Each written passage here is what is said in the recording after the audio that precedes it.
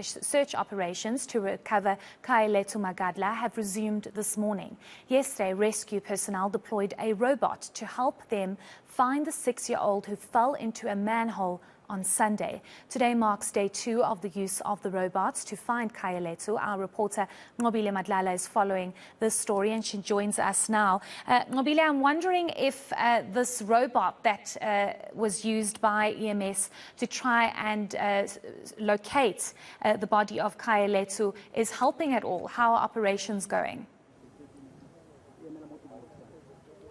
Well, Heidi, at this point, we're seeing more divers going in. So we understand that from another hand, yes, the robot is helping, but it seems like in the middle, there seems to be an area that needs to be more explored. So on either ends, we have the robot on one side and we have the divers going in. And what you see there on your screen is some of the divers that are now going in to go check what exactly is happening in the blockade that they have found in the area. And of course, just to explain further, I'm going to bring in EMS to explain to us exactly why is it important that the divers come on the side when there is, of course, the robots that we saw that were sent to do the work. Yeah, we from yesterday, what we're doing is we are going along the pipeline block by block.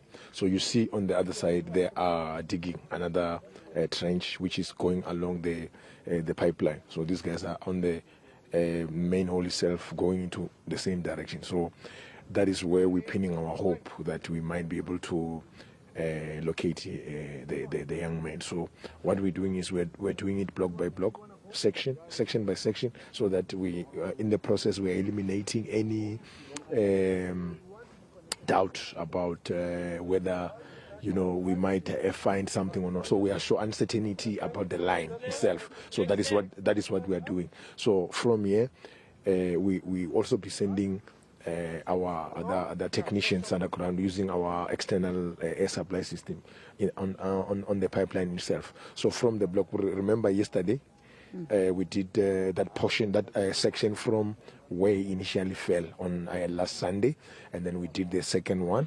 Now we're doing the third one. So we will be moving up until we get to the split chamber, which is where after we've cleared all the uncertainty along the pipeline, we will be focusing on the split chamber, hoping that if we don't win along the pipeline, we might win on the other side when we get to the split chamber. But our hopes are along the pipeline. We're hoping that by the end of the day, maybe today, as we work along the pipeline, we will be able to find the young Khayalethu. Perhaps just how far deep is these areas that you are currently exploring? And you speak about a different trench where you're also going to use to go inside. Why is it important to enter it in so many sides? Yeah, because it's remember we're also using the robot. So the robot also will give us visuals, which will give us hope to say, hey, maybe here is the area which we have to focus on.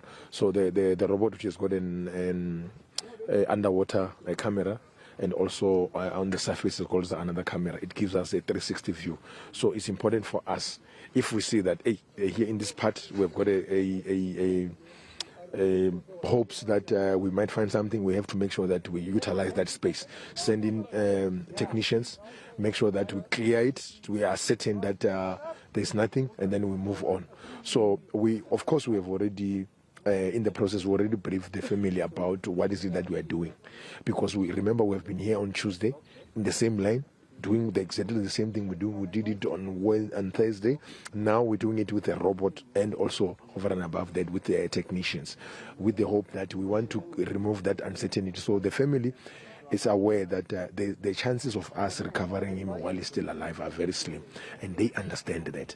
Hence, in the morning we brief them, and also in the afternoon. So from their side, they just want us to bring the young boy so that they can be able to find closure, and we have promised that we will do everything we can do. We'll make sure that all our resources are here to make sure that we recover, the young boy. Hence, we're taking out all the resources, robots, all our resources which we have in the organization.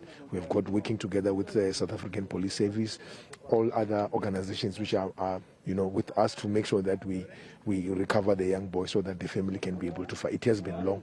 It has been traumatic to them. I mean, it's almost a week now because he fell on Sunday. Today is Saturday. It's like almost a week, so you can imagine. So now and then we are moving them step by step on whatever we're doing so that they don't maybe read things, hear things on the streets, or see things, on the news or read it in the newspaper. We briefing them to make sure that they are informed about exactly what we're doing on a day-to-day basis. Yes.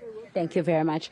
Robert Malaudzi, they're speaking to us about the processes, of course, Heidi, that they are following. I mean, I think what he's saying about the family, they're very important to have a conversation with the family and brief them on what they are doing. So, of course, those divers are going in, and they have gone in. Some of them have gone in. So we're waiting to hear. I mean, but there is the hope that the little Khaya will be found today. Thank you so much for that update. That's Nqobile Madlala out in Soweto. It's really such a sad story, and it must be very difficult for those divers and the family living in agony, waiting to hear if their son has been found. But we'll definitely be checking in with Nqobile a little later on.